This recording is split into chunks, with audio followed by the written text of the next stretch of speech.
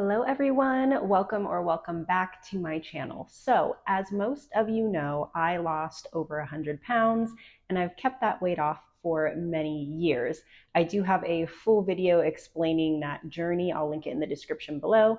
But today I wanted to share with you my top 5 practical tips for your weight loss journey. So some of these are going to be things you actually do, and some of these are going to be more mindset tips because during a big journey like this, we can really get into our own heads. So let's get right into it with the first tip, which is keep an open mind when starting your weight loss journey. And what I mean by this is a lot of people will do some research and decide, okay, the way I'm going to lose this weight is I am going to do the carnivore diet, or I am going to go vegan, or I am going to do keto, or I am going to do the Mediterranean diet, or I am going to do intermittent fasting. And they get so married to that idea that they refuse to be open to anything else before they even really know if that method is going to work for them. So if you have found a lifestyle change or a way of eating that resonates with you and aligns with your lifestyle, definitely go for it. Definitely try it, but just be open to trying different things if it turns out it doesn't work so well for you, or maybe it works for a little bit and you need to shift it. Just be open to trying different things. My second tip is kind of in relation to that first tip, and that is be flexible moving forward. So let's say that you decide you're going to do the carnivore diet, for example. I've never done the carnivore diet, but I know a lot of people have great success with it. So using that as an example, let's say you do the carnivore diet, you lose a bunch of weight, you're feeling amazing, and you want to continue that for as long as possible. But as life goes on, maybe there's social situations where it's just hard to stick to that carnivore diet, or maybe you just miss eating fruits and vegetables and want to see if you can start to incorporate that into your diet a little bit more. It's okay to shift things as your body adapts and changes. So for example, when I first started my weight loss journey, I was very, very, very strict keto. And now I'm a little more flexible. I still do keto 90% of the time. There are some days though where it's more low carb than keto.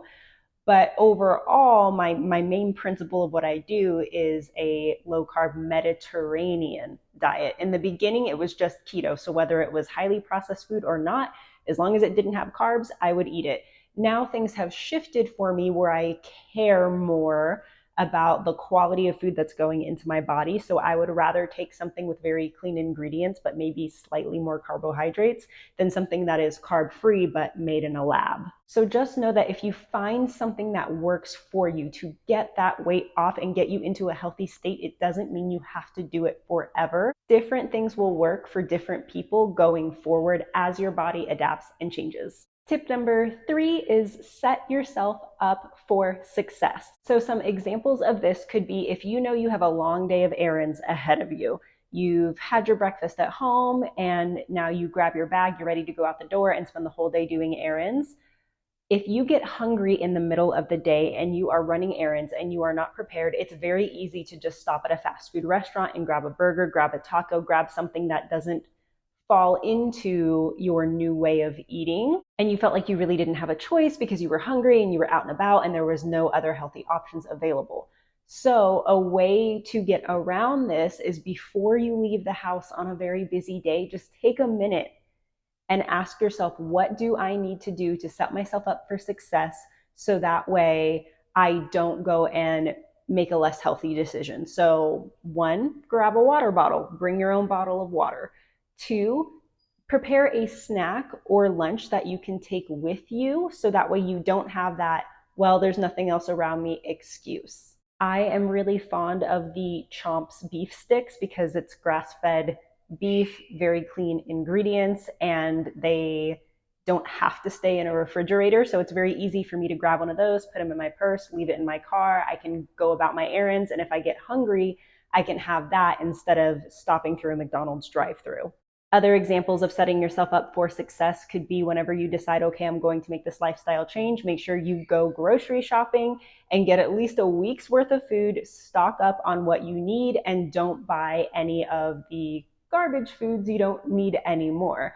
Another form of this could be if you get invited to a restaurant with family or friends, do a little bit of research online first, see if they have a menu at that restaurant online, so that way you can kind of take a look and see what options they have available that align with your way of eating, so that way you can make a healthier choice instead of getting there feeling overwhelmed. You're scanning the menu, trying not to look weird in front of your friends or family, but you also don't want to mess up, and then you're like flustered, and then so you just end up ordering something unhealthy, when if you would have just taken 5-10 minutes at home to browse the menu really quick and kind of have an idea of what you'll order before, it's a very easy way to set yourself up for success. Tip number 4, and this is a huge one: listen to your body, listen to yourself before you listen to other people.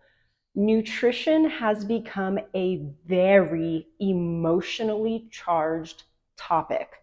Meaning, if you go and tell someone, hey, I am going to do keto to lose weight, or I've been doing keto and that's how I've lost these 10 pounds, and they are somebody who is vegan or carnivore or vegetarian or some other diet, and they are like, oh, that's so dumb, you need to do this, you need to do that, you need to do this, you need to do that, because now we're in a world where if you aren't doing their diet or their way of eating, you're wrong and you're stupid. Like, which obviously isn't true, but that's how they make you feel. It's like it's their way or no way. And if you're doing something different than them, even though it's clearly working for you, it's like they try to talk you out of it or tell you that you're wrong, or they tell you you're taking it too far. They tell you all these things because it's not what they're doing.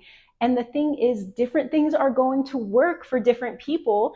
And there could be one way of eating, such as carnivore, which seems to be very effective, that may, yeah, work for you, but does it really align with your lifestyle? You know, for me, I like fruits, I like vegetables. Carnivore doesn't make sense for me because I like to eat those other things. But for somebody else, it could be perfect. So don't let anybody bully you out of what is working for you. Number 5, my last tip, is romanticize healthy food. I think in the beginning, we're all very motivated, right? Like, we've decided we're going to make this change. We go buy the healthy food and we just feel really good about it. We're really motivated that first week.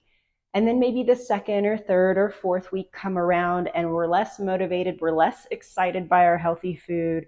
And that's kind of when we start to think about, ooh, like a pint of ice cream would be nice right now, or some fast food would be really nice right now, or this dish or that dish would be nice at the restaurant instead of this salad or this cleaner plate or this seafood or this steak that I ordered, because you start to almost miss a little bit those comfort foods that you used to eat. Or at least I know that was my experience. So here is how I combat that. I romanticize the heck out of my food in a couple ways. Number 1 is the presentation. Take time to plate your food in a way that's pretty. It makes it more enticing, it makes it more fun to eat, and it makes you feel a little bit bougie. So instead of just slapping some hummus and cucumber on a plate, I will take the time to put the hummus in a tiny bowl that's really pretty, and then put that bowl on a plate, and then cut my cucumbers up really, really nice, and spread them out nicely and make it look nice and presentable.